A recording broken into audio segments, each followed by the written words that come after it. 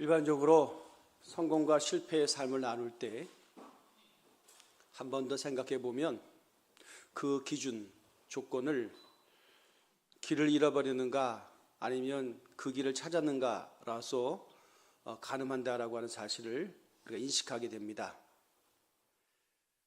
자기 길을 못 찾는 자는 우리는 성공한 자라고 볼 수 없고, 평가하기를 저 사람은 지 길을 제대로 찾았네 라고 할 때 그분은 분명히 성공이라고 하는 단어를 써도 괜찮습니다.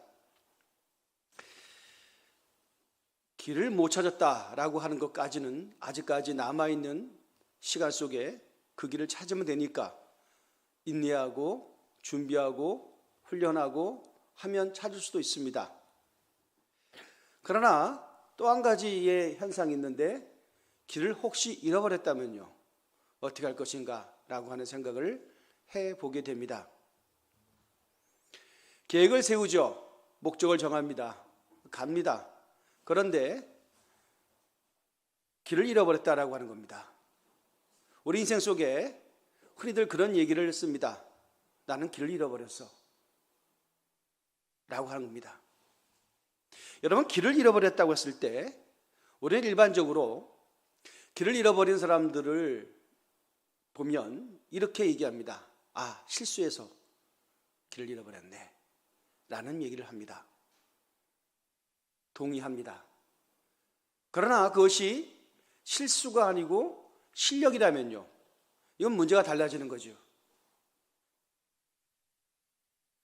길을 제대로 못 찾는 것이 실수가 아니라 실력이라면요, 이거는 다시 한번 정말 냉정하게 무엇인가 생각해 봐야 될 그런 지점에 우리가 와 있는 것은 아닌가라고 하는 생각을 하게 됩니다.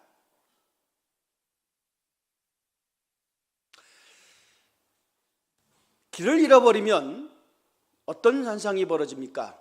세 가지가 있겠죠. 길을 잃어버렸을 때 계속해서 목적지를 향해서 계속 방황하면서 달려가는 겁니다. 잃어버렸어도 불구하고. 두 번째는 왔던 길을 되돌아가 보는 그런 자도 있습니다. 여러분, 어떤 유의 사람입니까? 어떤 사람은 세 번째 유형이 있죠. 그 자리에 가만히 있습니다. 어차피 잊어버린 길인데 앞으로 가나 뒤로 가나 어차피 헤맬 걸 뻔한 것이라고 한다면 아무것도 하지 않고 가만히 그 자리에 있을 수도 있다라고 하는 것이죠. 여러분들은 어떤 유형에 혹시라도 길을 잃어버리면 그런 선택을 하시겠습니까? 라는 질문을 여러분에게 드리고 싶습니다. 여러분, 우리가 인생에서 우리가 왜 길을 잃어버리면 안 되는가? 서두에 말씀드린 것처럼 길을 잃어버린 자들은 약자입니다. 길을 제대로 찾은 사람을 우리는 그 반대 강자라고 합니다. 약해지면 우리가 동정을 받습니다. 그런데 동정을 받는 사람들은 어쩌면 감정의 다른 사람의 여유분을 우리가 받아들인 것뿐입니다. 약해지면 동정을 받지만 결국 사람이 떠나게 됩니다. 강자들만이 흡입력이 있습니다. 그래서 세상은 강자들의 노름이라고 얘기할 수가 있습니다. 교회를 얘기합니다. 교회는 강해져야 됩니다. 왜냐하면 약한 교회는 사람이 떠나기 때문입니다. 그래서 목회를 하면서 하나님 앞에 거룩한 승부를 던지는 기도를 할 때쯤이면 제 주제는 어느덧 강함에 가 있습니다.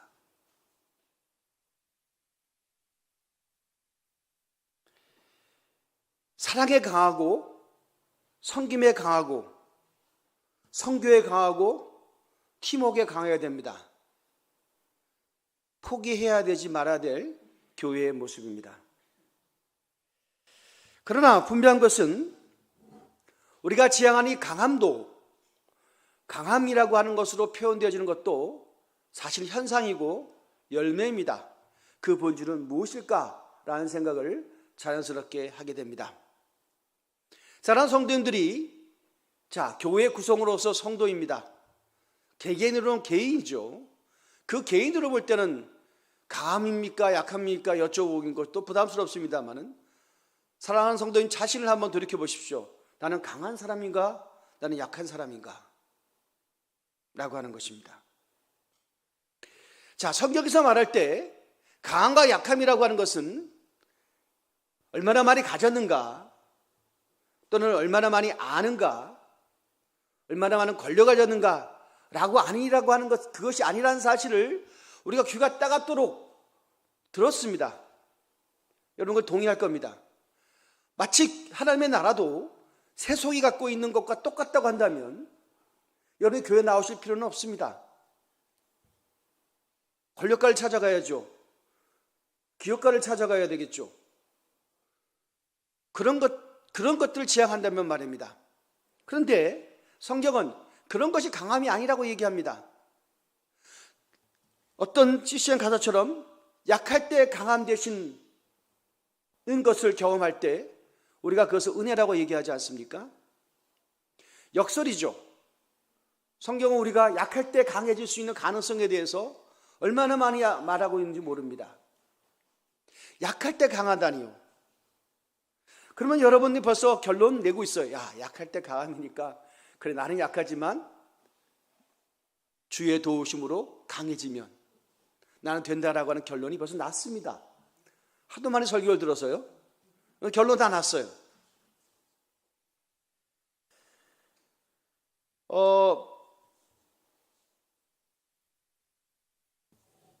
여러분 주님을 만난 사람들 중에 여러 가지 인생의 선택 중에서 운 좋게도 하나를 선택했는데 그것이 교회였고 그것이 예수님이었습니다. 그런 사람들이 복음의 무대에서 사용되는 경우는 없습니다. 선택지가 아니라 유일한 길이었기 때문에 선택한 것입니다. 무엇을? 예수 그리스도를. 무엇을? 교회를. 그래서 가장 절박한 선택이었다는 것이 은혜를 경험하는 영적인 통로가 되었다라는 사실을 한 걸음 나가서 지나가고 보면 많은 사람들이 공통적 간증을 하게 됩니다.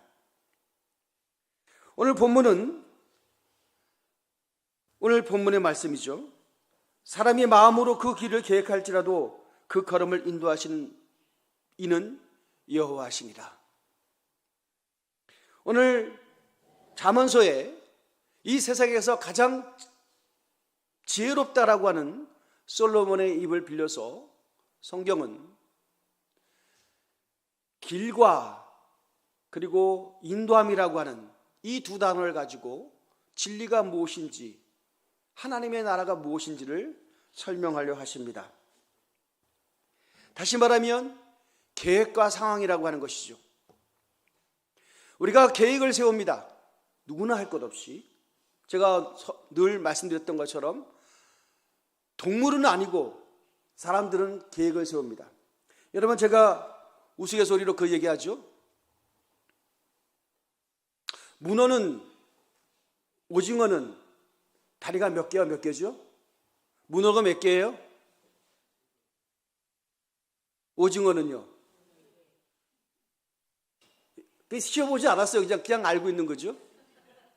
예. 문어 중에 어느 게 앞발이고 어느 게 다리예요?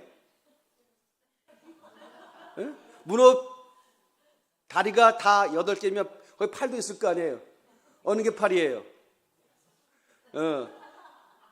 때리려 그러면 막는 거, 올라가는 거, 그게 팔이라면서요. 진짜 또 그래.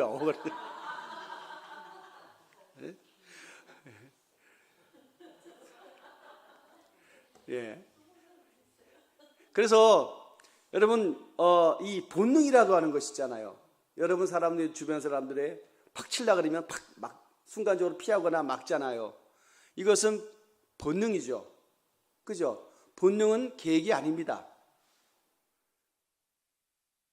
근데 계획은 우리의 본성과 관계없이 어떤 자신의 의지 또는 숨어있는 어떤 잠재력을 극대화시켜서 철두철미한 목표지향적으로 살아가는 자들만이 그 계획의 열매를 이룰 수 있다고 하는 면에서 그래서 사람들은 한 번쯤 계획을 세워봅니다. 아니, 누구나 계획을 세웁니다. 근데 그 계획이 잘 안 되는 것은 우리도 잘 모르는 잠재되어 있는 본성이 그 계획을 막습니다. 어쩌면 의지와 본성과의 싸움인 것이죠. 그렇지 않습니까? 그래서 성공을 이뤘던 자들 보십시오. 얼마나 자기관리가 철저합니까? 얼마나 의지가 있습니까? 얼마나 남다른 경제심과 목표의식, 투쟁심이 있는 줄 아십니까? 잘 모르시겠어요? 제 눈에는 보이는데요.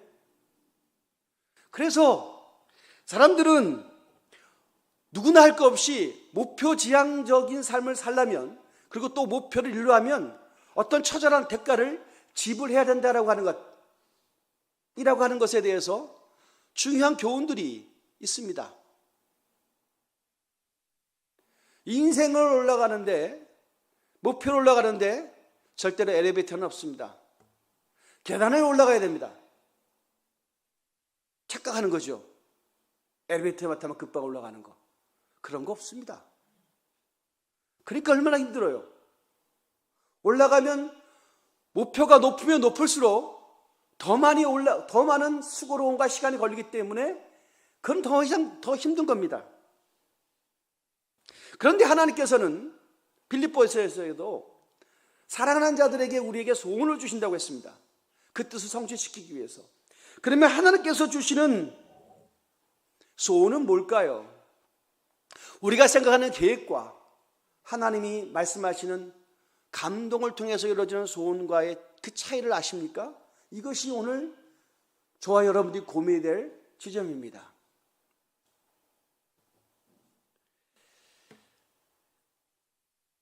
바울 얘기를 아니할 수 없는 것은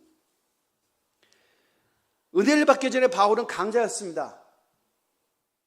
목표지향적이었어요. 잘 아시는 얘기예요. 그래서 그 뜻을 이루기 위해서 처절하게 자기의 삶을 막 갈아가지고 그 목표의 길에 막 던져버리는 그런 류의 사람이었더랬습니다. 강자를 좋아했습니다. 또 본인이 강자가 되려 했습니다. 예수님을 만났습니다. 아니, 예수님이 그를 만나주셨습니다. 그래서 큰 자라고 하는 바울의 이름을 버리고 작은 자라고 하는 사울의 이름으로 계명이 됐다라고 하는 말도 있습니다. 그는 낮은 자의 삶을 삽니다. 어쩌면 약한 자의 삶이 그에게 체현되기 시작했습니다. 약했습니다. 그런데 그리스도를 만난 바울을 누가 약자라고 부릅니까? 물론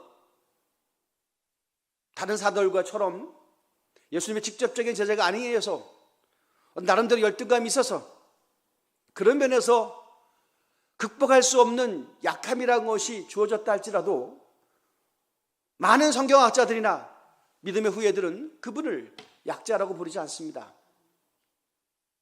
분명히 약했는데, 분명히 약한데 예전만큼 수입도 약하고 예전만큼 권력도 없고 예전만큼 건강도 없습니다.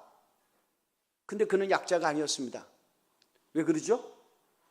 주님이 주신 꿈, 주님이 주신 계획, 주님이 주신 것을 비전이라고 합니다. 비전이 그 마음속에 깊이 파고들어왔기 때문입니다. 그리고 그 비전을 이루기 위해서 우리는 잘 상상도 할 수 없을 만큼의 철저한 자기 관리가 있었고 타협하지 않는 정직함이 있었고 진리를 향한 투명한 삶이 있었습니다. 오케이. 그러니까 그는 강자였구나. 아니요. 그건 아니었습니다. 예수님 받는 건 틀림이 없습니다. 근데 그로 그는 우리가 상식적으로 가늠할 수 있는 성경에 노출되어 있는 충분한 강함의 요소가 있었습니다. 그건 바로 무엇이었을까요? 비전을 받았잖아요. 꿈을 받았잖아요. 자신의 기득권을 내려놓고 낯설고 무서운 곳으로 자기 인생을 던져버리는, 그래서 그는 여행자였고 순례자였습니다. 복음을 위해서 그랬다는 겁니다. 말씀까지 들었잖아요. 주의 음성이 분명히 어떤 감동으로만 들린 것이 아니라 정확한 워딩으로 말씀을 들었습니다. 사랑하는 성도님들이 오늘 주의 종을 통해서 이렇게 앉아라, 앉아, 앉아.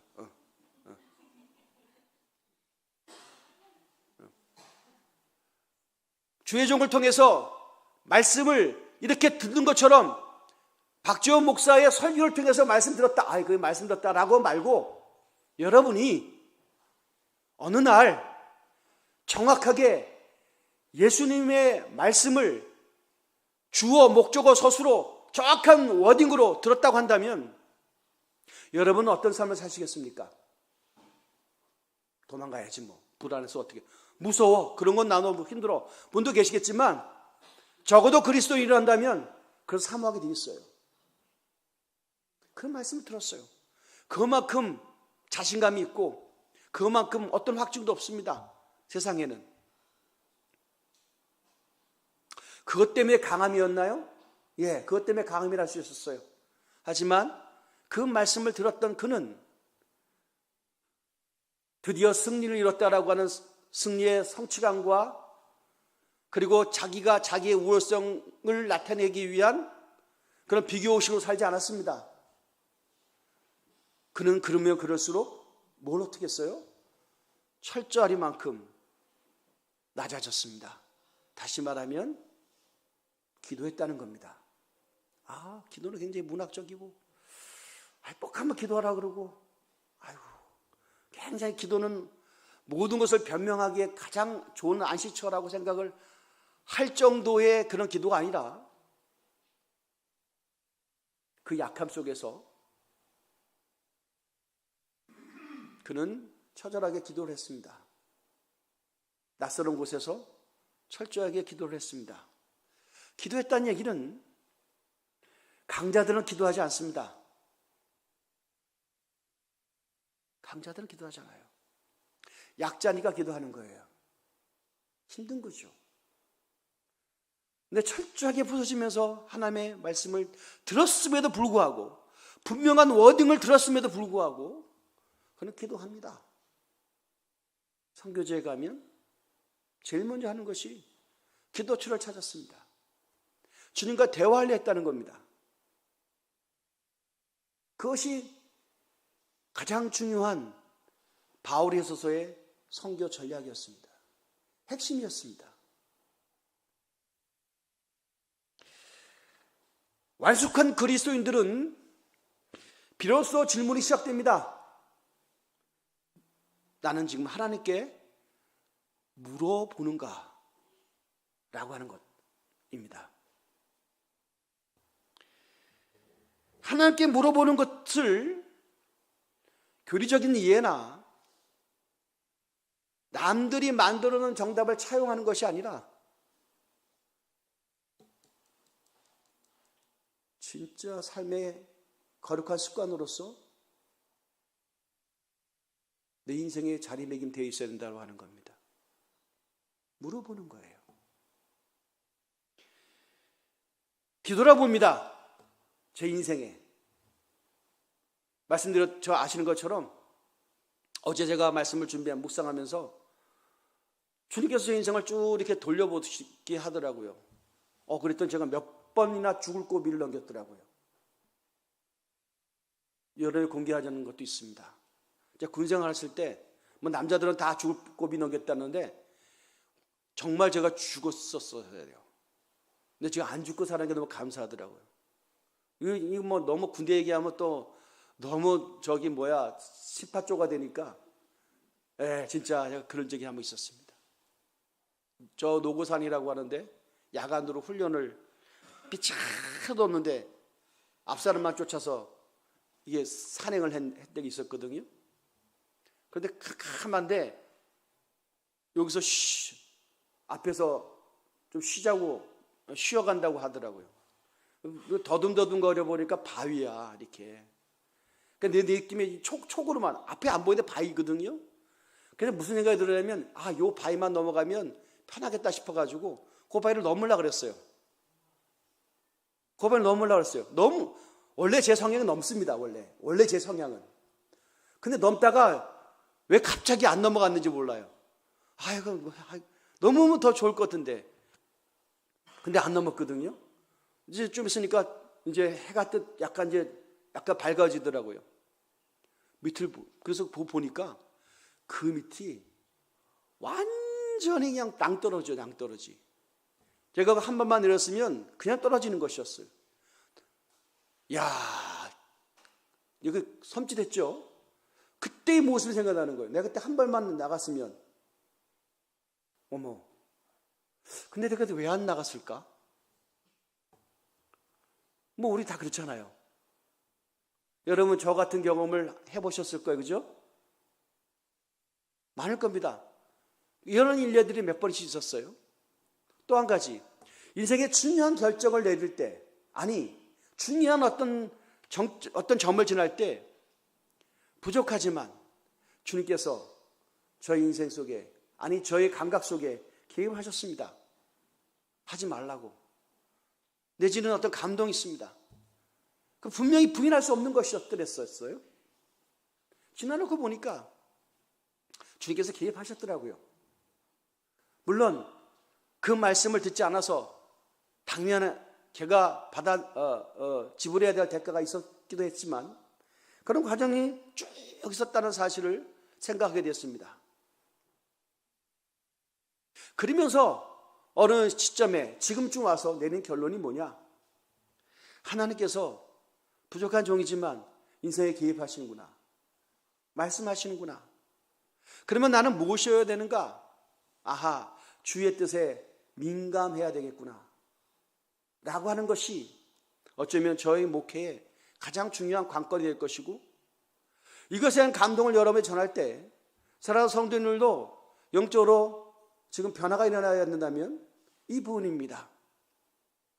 독단으로 판단하지 마시고, 상황 논리에 움직이지 마시고, 사람의 여론에 따라 움직이지 마시고, 감정에 따라 움직이지 마시고 주의 음성을 들어야 된다고 하는 것입니다. 가장 중요한 부분이에요. 이게 가장 상식이라고 얘기하지만 이 상식이 안 지켜지는 거예요. 늘 똑같은 문제의 반복이죠. 다시 한번 말씀드립니다. 길을 잃었습니까? 실수로 잃어버려요. 찾으면 돼요. 근데 그게 실력이에요. 그 실력은 똑같은 실패를 계속 반복한다는 겁니다. 실력이기 때문에. 그러면 그 흐름을 끊어버려야 되잖아요. 어떤 결단입니까? 주의 음성을 듣는 결단입니다. 나 들어야 되겠다. 주의 음성을 듣기 전까지 내가 인생에 한 발짝도 움직이지 않겠다라고 하는 결연한 각오와 결단이 오늘 예배의 열매가 되어야 됩니다. 굉장히 중요한 부분이에요. 아나니아와 삽비라 얘기를 여러분이 알고 싶을 것입니다. 성의 가장 중요한, 교리적으로도 가장 중요한 부분에 위치해 있는 사건입니다. 우리가 성경에서 말하는 죄를 얘기할 때 원죄도 있고 본죄도 있다는 얘기를 들어봤을 겁니다. 조상조부터 물려받은 그 죄, 아담으로부터 시작되어지는 그 죄를 원래의 죄, 원죄라고 얘기하고, 내가 죄인으로 태어났기 때문에 할 수 없이 부득불 질 수밖에 없는 죄인의 모습을, 그래서 죄를 짓는 것을 본죄라고 얘기합니다. 들어보셨을 거예요. 원죄나 본죄나 다 똑같아요. 회개하면, 예수 그리스도를 믿으면 그 죄가 사해져요. 그래서 우리가 구원을 받는 거예요. 할렐루야. 그런데 용서받지 못하는 죄가 있다는 거예요. 그 죄가 뭐죠? 너무 충격적인 겁니다. 성령을 해방하는 죄다. 성령을 해방하는 죄다. 그럼 성령을 해방하는 죄가 뭐냐? 라고 했을 때 성경에서 예를 드는 것이 바로 뭐예요? 초대교회에 일어났던 사건이었습니다. 성령을 해방하는 죄다. 성령을 해방하는 죄가 뭘까요? 어렵죠. 그 일리가 뭐죠? 교회가 막 하나로 움직이잖아요. 성령의 기름 부음이 강력하게 나타나니까 모든 사람들이 상상도 할 수 없는 거룩한 결단들이 막 동시다발적으로 일어났습니다. 그런데 아나니아 삽비라 마음속에 탐심이 들어왔다는 거예요. 욕심이 들어왔다는 거예요. 그러니까 자기는 그렇게 안 하는 거예요. 모든 사람이 그렇게 하는데 혼자만 그렇게 안 하는 거예요. 그 부부만 그렇게 안 하는 거예요. 물줄을 감추죠. 헌신해야 될 부분을 띄어먹죠. 근데 용케 베드로가 그걸 알았어요. 어떻게 알았어요? 현장을 못 봤는데 성령님께서 가르쳐 주신 거예요. 지적을 하죠. 돌이킬 수 있는 기회를 주죠. 시치미를 떼지 않습니까? 그리고 그 두 부분은 어떻게 했습니까? 영원히 떠났습니다. 어머? 아니 물질 띄어먹으면 죽나? 아유, 그런 건 아니지. 그런 거 아닙니다. 여러분이 하나님의 앞에 드리는 헌신을 약속했는데 못했어요. 하나님이 여러분의 영혼을 데리고 가셔요? 데리고 가세요? 안 데리고 가세요? 걱정하지 마세요. 안 데리고 가세요. 괜찮아요. 나중에 이자가 내서 갚아. 그렇게 하면 말도 안 되는 얘기입니다. 그러나 그런 것 갖고 하나님께서 왜 너 나한테 약속해놓고 이 교회가 필요한데 왜 물질을 안 드려? 내가 너의 물질을 원하는데 왜 안 드려? 그건 아니지 않냐? 내가 너한테 보여주시는 은혜가 얼마나 큰데 그까짓 거 표현도 못해. 그건 너 믿음 없지 않냐? 대가를 받아라. 그러면서 영혼을 데리고 가요? 그런 하나님이에요? 근데 왜 아나니아 삽비라는 죽었을까요? 이 부분입니다. 이 부분을 여러분 해석을 해야 돼요. 도망가면 안 돼요. 비겁하고 회피하면 안 된다는 거예요.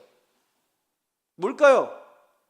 성령님께서 누구도 부인할 수 없을 만큼의 확실한 증거를 보여주셨어요. 교회에 임재하신 증거를, 나의 삶에 개입하고 있다는 증거를 보여주셨어요. 명쾌하게 말씀을 들려주셨어요. 우리 빼박이라고 그러죠. 분명한 증거로서 부인할 수 없는 증거를 보여주셨어요. 그런데도 순종하지 않아요.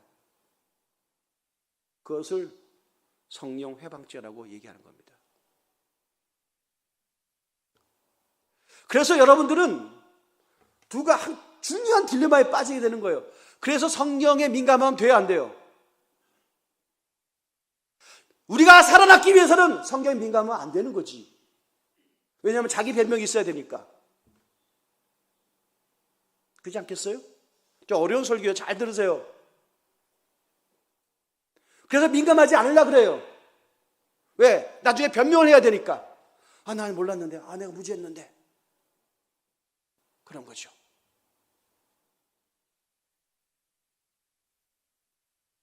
그런데 말씀은 우리로 하여금 스스로 영적으로 무장해제하고 무뎌지도록 무지의 세계로 방치되어지는 것들을 원하지 않는다는 겁니다. 주의 뜻은 성령에 민감한 그리스도인이 되기를 원하신다는 거예요. 할렐루야. 그런 자들이 살아남아요. 다시 한번 얘기합니다. 교회는 약해지면 안 돼요. 왜? 떠나니까. 여러분들이 약해지면 안 돼요. 왜? 떠나니까. 파산하는 기업은 사람이 떠나잖아요. 비전이 없는 기업은 사람들이 떠납니다. 세상의 논리가 그래요. 약하고 병들면 떠납니다.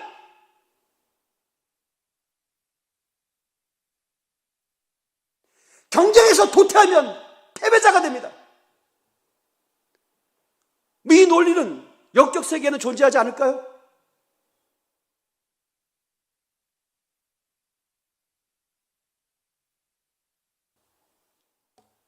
제가 알고 있는 목사님 계셨습니다.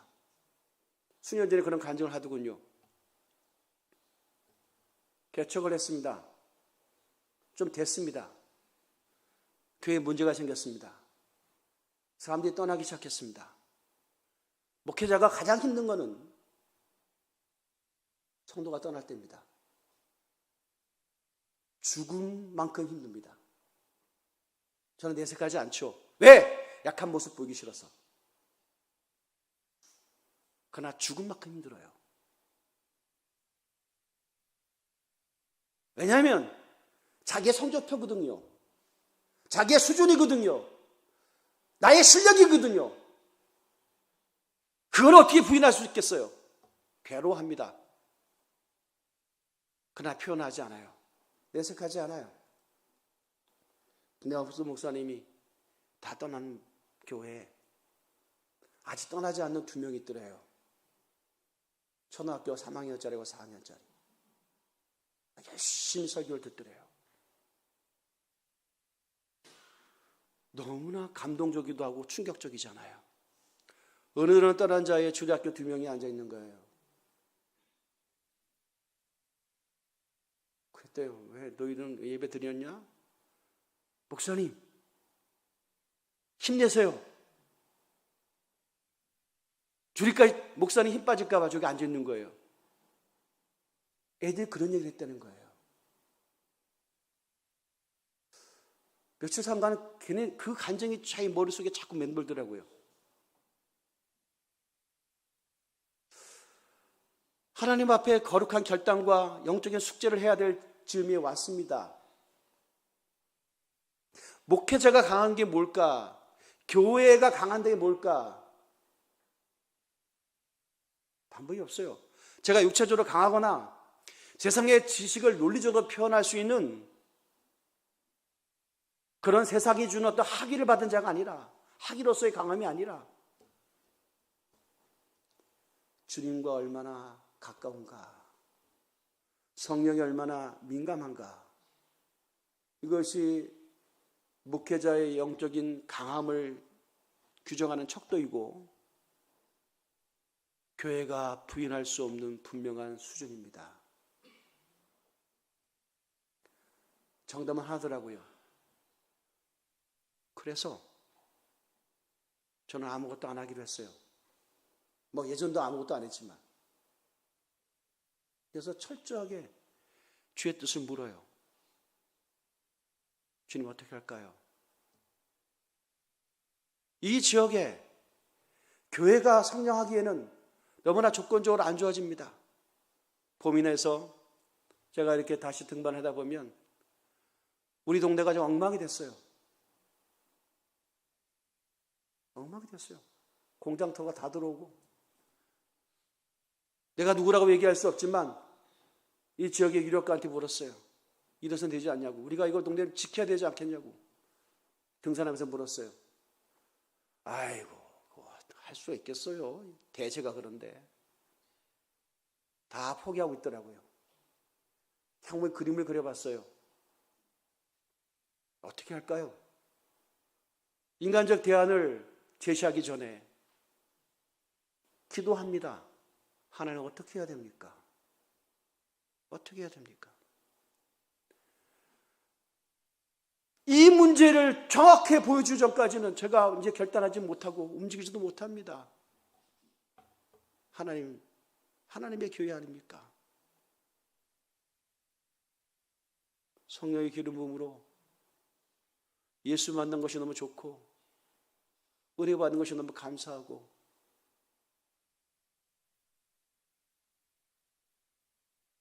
하나님의 나라가 이루어진다는 것에 거룩한 흥분을 통해서 그것이 너무나 기뻐서 교회에 대한 자긍심과 그 비전으로 벅차오랐던 그 꿈, 그런 모습들이 지금은 지워졌습니까? 라고 하는 그 물음으로 하나님께 여쭙고 있는 거예요.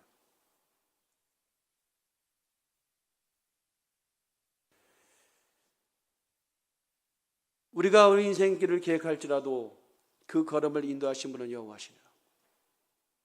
제가 교회 성장하기라고 하는 것으로서 논문을 쓸 때 그 논문을 심사하신 분이 외국인 교수였어요. 논문을 쓰려고 그러면 그 논문 심사하는 분들로부터 논문 디펜스라 그래가지고 그 논문의 주제에 대해서 반대 질문을 막 던져요. 논문 디펜스를 통과를 해야지 학위를 줘요. 세 분의 외국인 교수가 제 논문을 보더니 이해할 수 없다는 거예요. 왜 목사님은 논문을 방향을 이렇게 정했습니까? 왜 일반적이지 않습니까? 왜 지역교회가 지역에만 로컬이라면 그 로컬을 책임져야지, 그 지역을 책임져야지, 그 지역을 뛰어넘어서 나가려 하십니까? 자기들의 서구적 관점으로는 이해할 수 없다는 거예요.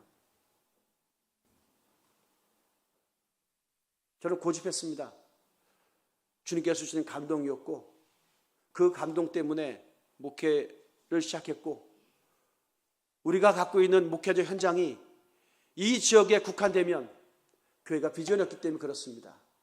하나님의 나라는 누루처럼 번져가야 되는 것이고 그래서 이 지역을 뛰어넘어서 이 농촌을 뛰어넘어서 그 지역이라도 하나님의 나라가 이루어져야 되기 때문에 그것에 공동체를 만들고 학교와 직장과 그리고 가정에서 하나님의 나라가 공동체를 이루어져야 된다는 것이 제가 주님께서 주신 감동을 통해서 쓴 논문이었습니다. 그 논문의 주제가 말씀을 준비하면서 계속 새록새록 생각나더라고요. 그때는 맞고 지금은 틀립니까?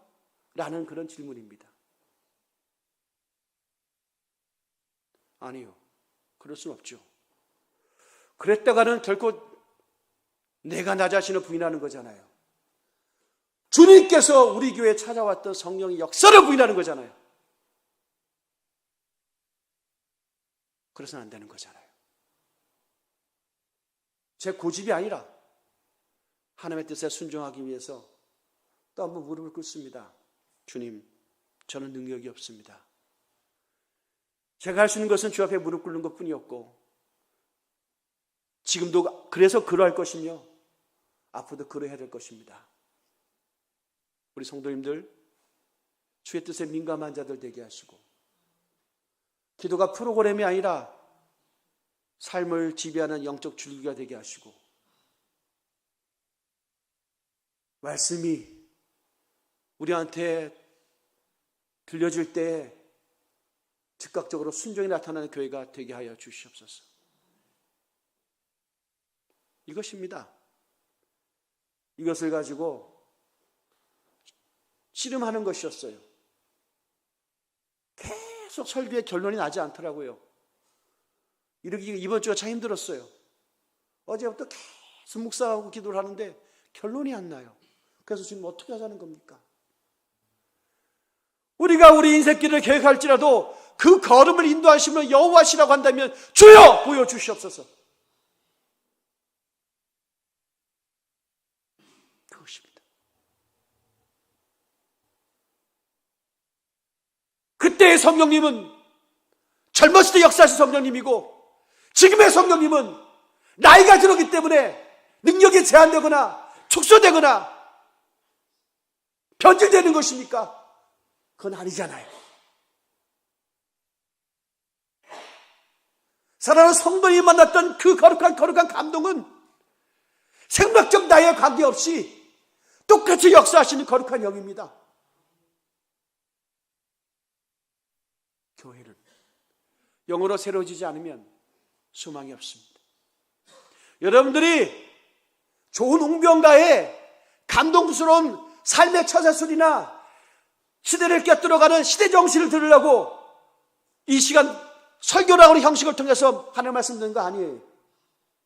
영으로 깨어있기 위한 죽으냐 사느냐라고 하는 중요한 관리길에서 하나님의 은혜를 붙잡기 위한 결연한 의지로서 이 자리에 와 있음을 믿습니다.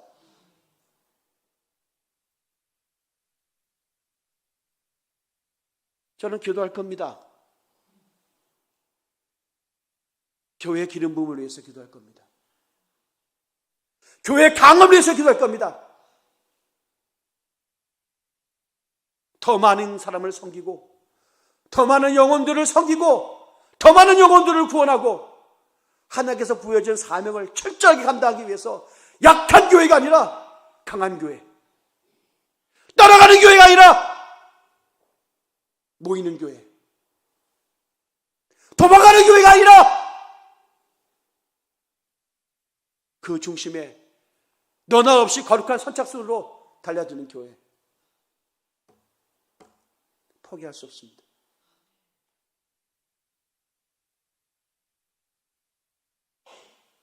그래서 주님, 제가 주님 만났던 그 거룩한 감동이 시간이 가면 해석되어지거나 우리의 기억에서 사라졌다 할지라도 없어지는 것이 아니라 동일하게 역사하는 것이라면, 한 번쯤 그러다 말 것이라고 한다면 주님께서 찾아오지 않으셨겠죠?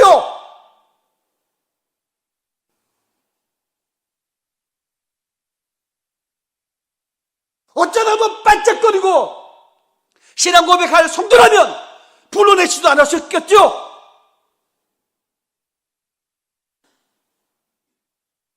기도합니다. 주님, 예배드릴 때마다 거룩한 기름부음이 나타나게 하시옵소서.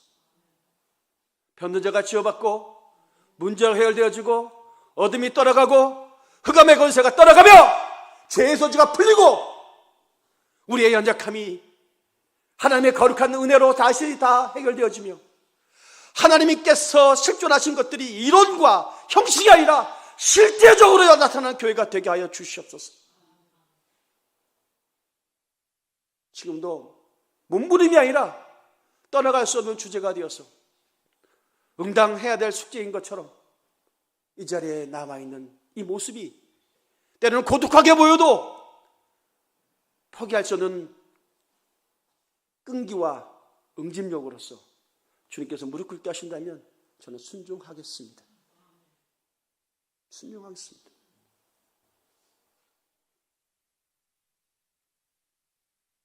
교회가 불같이 일어나야 됩니다. 할렐루야. 불같이 일어나야 됩니다. 저는 그 교회를 꿈꿨고 주님께서 그 꿈을 한 번도 끊은 적이 없으셨습니다. 오늘 여러분의 삶의 주제 선장 속에서 하나님의 주제가 폭발되기를 주의 이름으로 축원드립니다. 여러분 강해지십시오. 기도가 강해지고 성령 충만이 강해지고 말씀이 강해지고 주의 인격으로 강해지고 하나님의 나라를 바라보는 영적인 눈이 더욱더 맑아져서